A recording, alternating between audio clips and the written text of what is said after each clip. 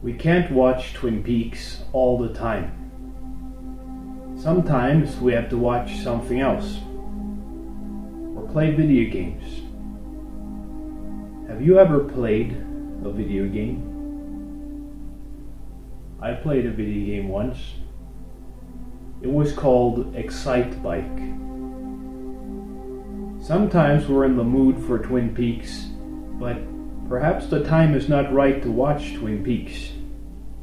So we consume other media that remind us of Twin Peaks. Excite Bike is not an example of such media.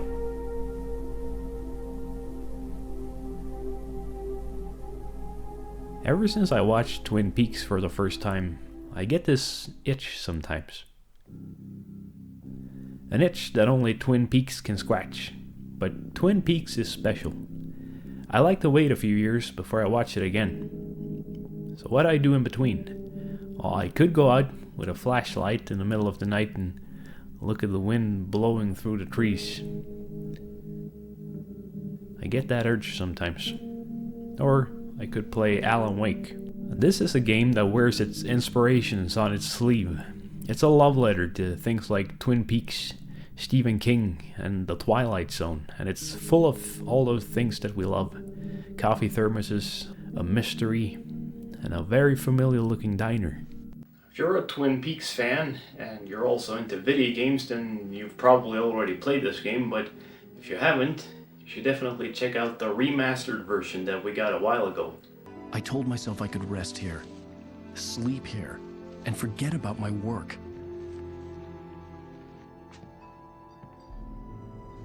I thought we could be happy here. Now, this game came out back in 2010, and when you play it today, it might feel a little bit clunky at first compared to more modern action games, but it makes up for it with the setting and the story and the atmosphere. In 2023, we got the long-awaited sequel, Alan Wake 2. And if you weren't the biggest fan of the first one, I'd still recommend that you give Alan Wake 2 a try. Especially if you're a fan of survival horror, because this game borrows quite a bit from the Resident Evil games, with safe rooms and item management, and overall, it's a much scarier game than the first one. This game is really something else. I mean, I don't want to spoil too much, but at some point it turned into a heavy metal musical. I almost spilled my coffee. Sam Lake, who is the lead writer for Alan Wake 1 and 2, is in the game as the fictional detective Alex Casey from the books that Alan Wake is famous for. But there's also a real-life FBI agent in the game who looks like Alex Casey and whose name is also Alex Casey. But Sam Lake is also in the game as himself. I'm a huge fan of your books. As I said, this game is something else. I like the new protagonist, Saga Anderson. She's half Swedish and kinda cute, and she has a nice sweater. Remedy Entertainment, the developers behind the Alan Wake games, like to give their characters names that have some sort of meaning, like Max Payne and Alan Wake and so on. Did you know that saga is actually the Swedish word for fairy tale? Writing and storytelling is a big theme in these games, so it makes sense. And oh boy, is this game pretty. Whether you're walking down the streets of Bright Falls or you're taking a hike through the woods, this game is absolutely beautiful. It's a great game if you like looking at trees like I do. Hats off to my neighbors over in Finland for creating this masterpiece. Good job. Did you know that Finland isn't part of Scandinavia? Yeah. I've only been to Finland once, and it was on a scorching hot summer day. And I hadn't had a chance to shower since the day before, and my feet were so stinky that I had to throw away my shoes along with my socks and buy new ones. And they were my favorite Nikes too. I think I was stinkier back then because of all the crap I ate. I'm no dietitian, but I think ultra-processed food will do a lot of weird stuff to your body. Don't eat ultra-processed food, people.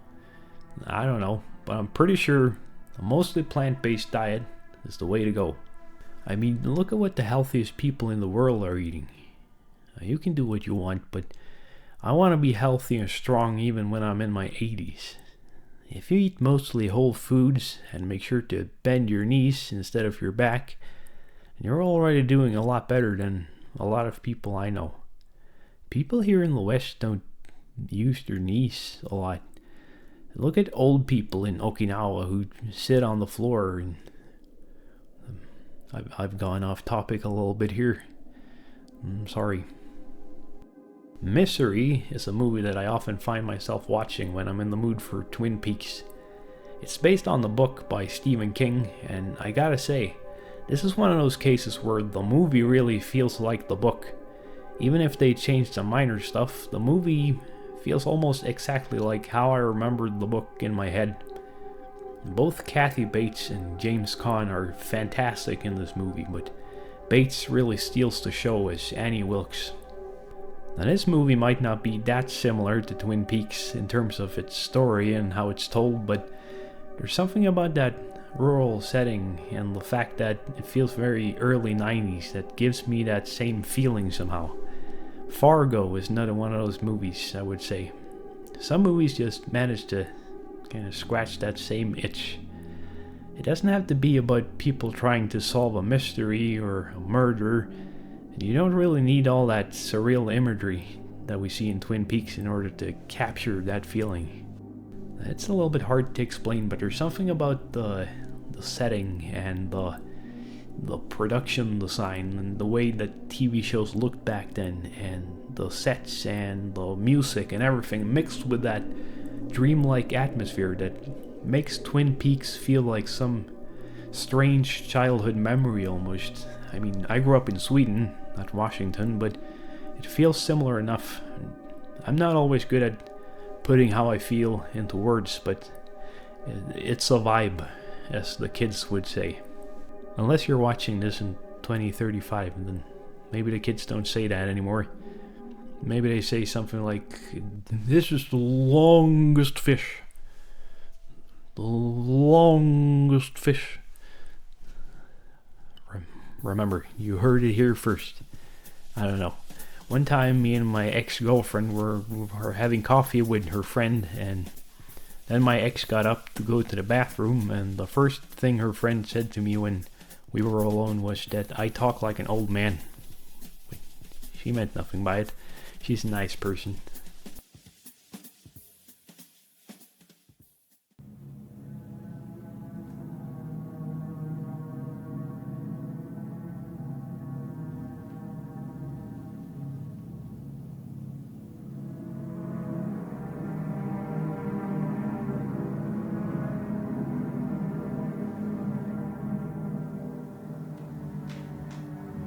What do you think happens in between the videos?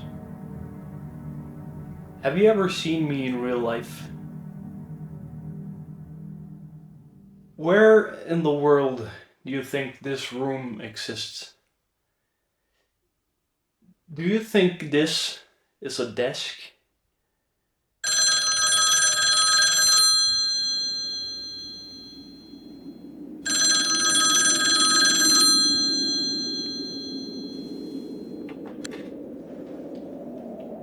Hello?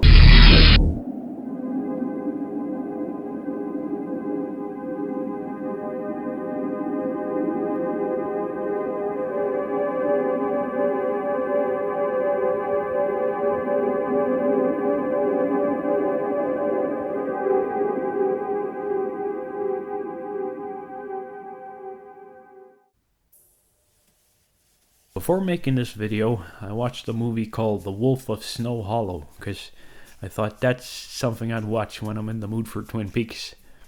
But then I realized that this is a werewolf movie, and it's not as Twin Peaksy as I remember it, but yeah, it's in a small town, and there's a murder mystery, and Robert Forster plays a sheriff with a cowboy hat, just like in Twin Peaks: The Return. They almost look like the same character. But The Wolf of Snow Hollow is a really good little dark comedy. A lot of people don't talk about it, so I highly recommend it. It's a movie about the fear of losing a loved one and the crap you have to deal with as a cop. and being an alcoholic and a dad. Yeah, give it a watch. In my search for stuff to watch instead of Twin Peaks, I came across this show called Northern Exposure. I had never heard of it before, and unless you saw it on TV back when it aired, chances are you haven't heard of it either. So no one ever talks about this show. But boy, am I glad I discovered this little gem. Joel Fleischman is a recently graduated physician from New York who's obligated to go to Anchorage, Alaska to work at a hospital, or so he thinks. Instead, he ends up in the remote town of Sicily.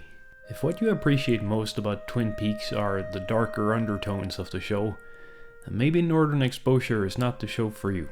But if you're anything like me and you've always loved that quaint, cozy side of Twin Peaks, then you're in for a treat. This show has been compared to Twin Peaks before. It's about a man from the city who comes to a rural, small town. There's a colorful cast of quirky and eccentric characters, and characters often receive visions, sometimes in the form of a dream, so there are a lot of similarities. They even throw in a little Twin Peaks joke in one episode. Would you like some coffee or donuts? Do you happen to have some cherry pie? Hey, Joey, what's that lady holding? That looks like a log to me. There are no murder mysteries here. Overall, it's a much more lighthearted show, and I don't think comparing it to Twin Peaks will do it justice. This is very much its own thing, and a few seasons in, I realized that this is probably one of my favorite shows of all time. One of my favorite episodes is the one where Ed, who's an orphan, is visited by a guiding spirit known as One Who Waits. Hello. Who are you? They call me One Who Waits. I am a spirit. And the spirit is supposed to help him find out more about who his parents were, but he's not really sure how. I'm sorry, Ed. I never had this kind of trouble with a search before. I wish I could have been more helpful.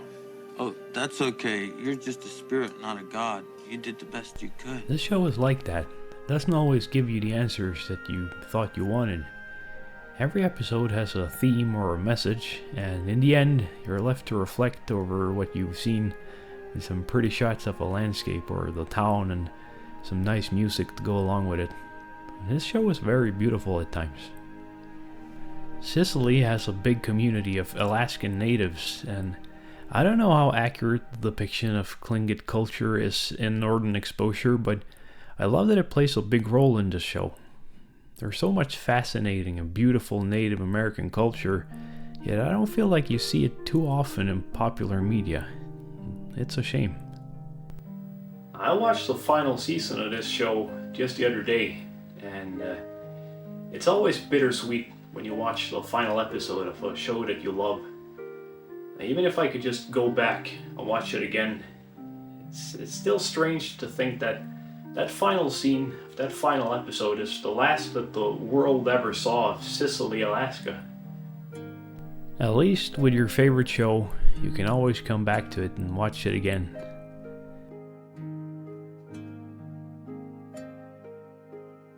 That's not always the case in real life. Life is happening all around you, all the time. If you're glued to a screen all day, you'll miss it. Make sure to cherish every moment that you spend with the people who are near and dear to you, because you don't always get to say goodbye.